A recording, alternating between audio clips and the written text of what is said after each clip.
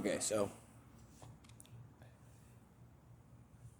it's the beginning of 2021. It's the future finally, right? And I was just sitting here rapping to myself, and I was just kind of going over the like what has kind of happened to me, and uh, everybody's tripping out on COVID, and for the end of this year, it hasn't really been like so much COVID that I've been sweating. Being in California, there there hasn't been much of a difference in pre and post COVID. The main difference is people wearing a mask and things are a little bit more closed than normal. But before COVID, it was pretty much about the same. Like they've been just trying to get closed down and stop anybody from doing anything really. I mean, somebody might say that like you don't know what you're talking about, but me being in my shoes, being on the streets, for me, people have been trying to shut me down from having a life, and it hasn't really been so much as finally the end of 2020 and the end and looking forward to maybe the end of COVID as it has been just looking back at the last few years, and because I really feel like 2020 was just kind of the tip of the iceberg of everything, and the end 2020 was like the end of a phase for me in in going through something pretty severe and horrible. I through throughout the last few years, I've really been through some really difficult times, and uh, I'm not really sure exactly where to start, but I'm gonna kind of go over it. I've talked about this before in other recordings. I haven't posted them yet, or as of yet, and but I'm gonna kind of talk about it right now. And throughout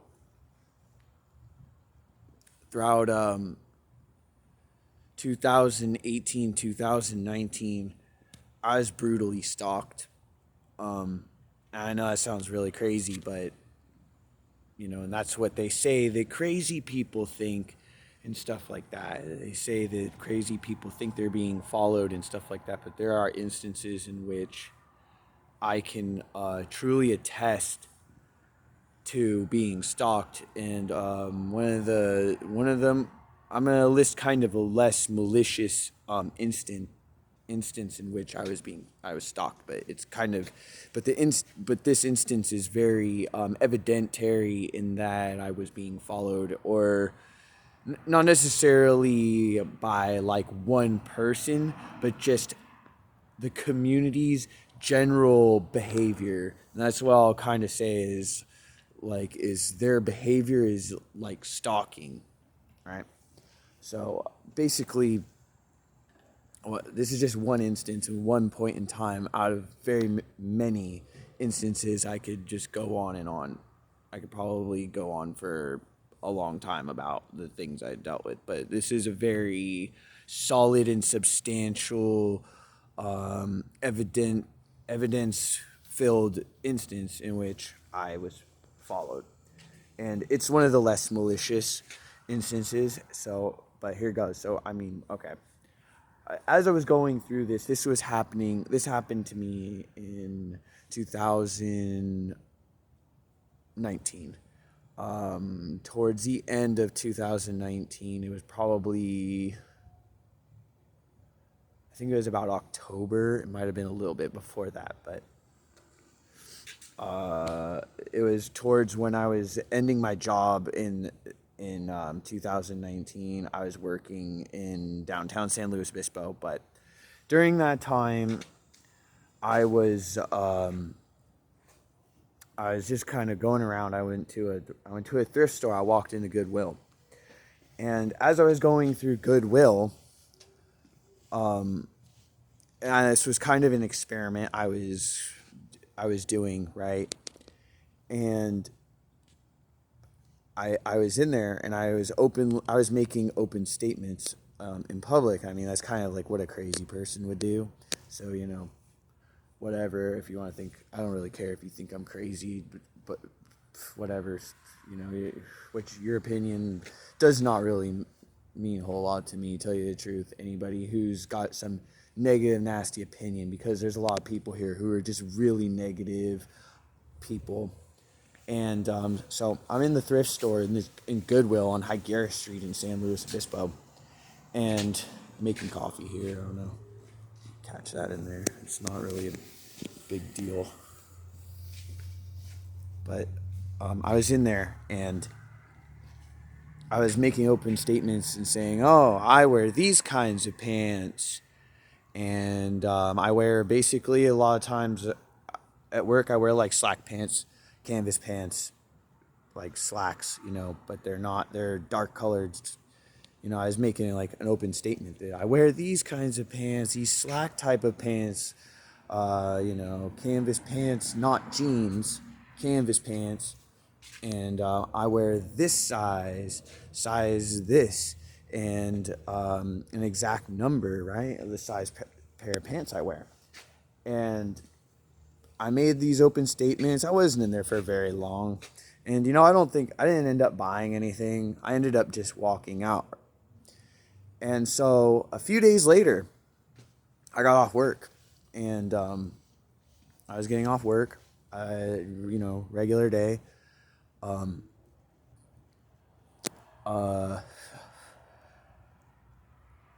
I I went to the dollar store. I went into the dollar store. I was in there for I go there often, very often. It was routine for me to go there after work. It was on my way to somewhere where I would go hang out after work. So I would very routinely stop there almost every single day. And so I went in there, came back out, and there's a pair of pants sitting on my bicycle. The same exact size pair of pants of what I had made open statements about a few days before in the inside of Goodwill.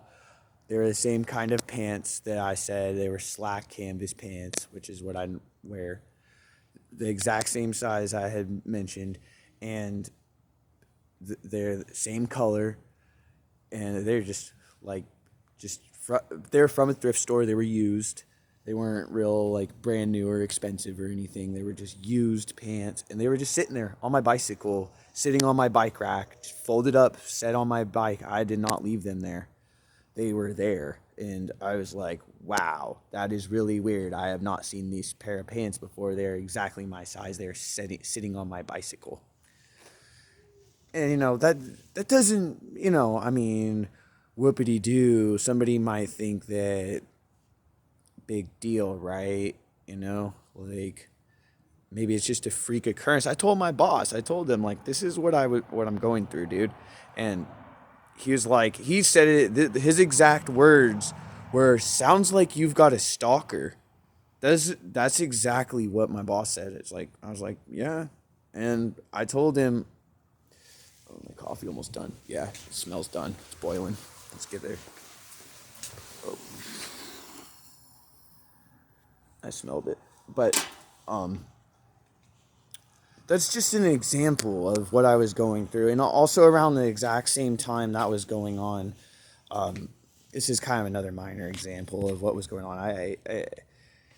I was at work, and it's about the end of the day. I think it was like a Thursday. Yeah, it was like towards the end of the week. It was like Wednesday, Thursday, but it wasn't quite yet Friday. And I'm getting off work. It's right about like 4 o'clock. And this guy drives by in his car, and he goes, "Hey, look!" And me and my boss are standing there. We look. This guy pulls out his iPhone and snaps a picture. And I was like, and literally like the next day, I'm walking down the street turning, I'm walking away from my work, coming around the corner, and the same exact guy was driving by, and he said, "John Strange." Right? It's like, I don't know who this guy is. I've never seen him before in my life. And for him to to know my name and something about me or whatever, like him thinking he knows something about me, right? I mean, that's kind of ridiculous. And I'm not saying that like people I'm not saying that people how do I put this? I'm not saying that people like actively think to go out and stalk somebody, although they may, but it's the way that people behave in the group consciousness of what's going on with people and what they're doing, how they're behaving. So whatever it is, however this dude thinks he knows something about me, whether it's because something's going on about social media, then they're posting, somebody's just taking pictures of me in public and posting it on Snapchat or whatever, and sharing it with their group of friends, people, neighborhood watch people. I don't know. But I feel extremely violated by that kind of behavior that people do, and people do that, and it was really common, and I raised a real fuss in San Luis Obispo. If you know who I am, you'll know I'm that guy who is pissed. I'm not happy with San Luis Obispo. I'm furious with that place and how people behave there. I like, I mean, I have a few friends in San Luis Obispo, not very many people.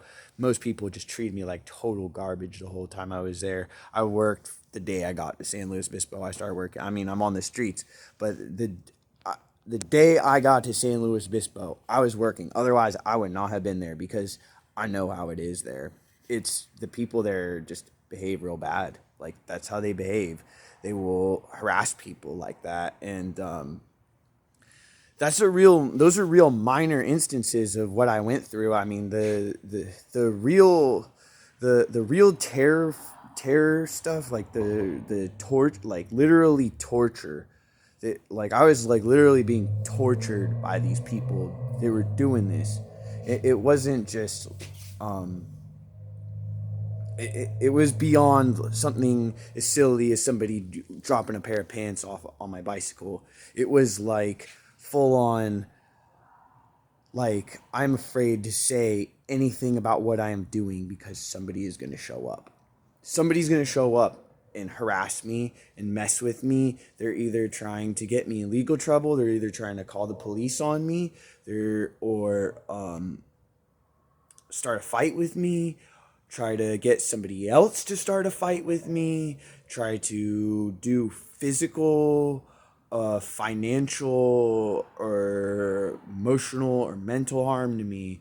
One way or the other, they were trying to do. And I mean, I don't really want to go on about it, but that's the kind of thing I went through. And I don't know like what the deal is. Like, it's just a general pattern of behavior exhibited by a community, essentially. And that's what they do. I mean, I could talk for probably a couple hours about the horrible things I went through. I mean, that's a really, really minor experience, but it serves as a very solid form of evidence for me. So I just use that to kind of, it's kind of a, a real, like, you know, mild case, but the some of the other things I went through are real bad, and the almost all of 2019 I was stalked very brutally.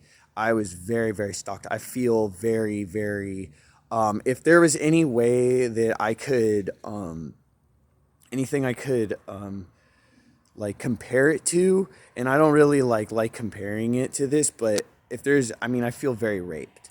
I feel raped. And I mean, I know there's no way that I could ever compare myself to being like raped like the way a woman is or whatever. I mean, not to discredit women being raped or anything. I'm not trying to go there with that. But that's how I feel, very much so, in the way that I was treated in San Luis Obispo. And I noticed that that's a pattern of behavior that's, not just there. I've seen people other places trying to do it, and I'm not nice about it. I'm not gonna lie. I am not nice about it. I will start a fight. That is my main, because the only way for me, I mean, to defend myself is to pick a fight. I mean, if you're gonna sit there and bully me and slander me and spread gossip and slander around the community to me, and there's nothing I can else to do to stop it, and the only means is violence. I mean, I'm not gonna just go and attack somebody, but I can see why somebody would, and I could see why somebody would do something drastic when they're being subjected to like just psychopathic behavior like that from other people, from a community. So I just like want to say that, and I just want to share it. And I don't know if I'll post this or whatever, but it's it's something I went through, and it's really if you went to a therapist and you told them that, they would just be bent on convincing you that you're crazy because that's their job. Their job is to convince you that they're crazy. And I don't really take a lot of stock in the psychiatric institutions, because if we all went by their standards, we'd all be put away. And that's just the reality of it. And a lot of psychiatrists, they kind of know that. And, hopefully they don't hurt any more people. Hopefully they have enough wisdom to be reasonable and not just hurt people and put them away for profit's sake. Because, a lot of those institutions are big money. And big money that, I'm not going to go into politics and all that right now, and I don't want to get into it. But, yeah, essentially. But anyway, I could go on, but I'm just going to end this there. Thanks, and God bless.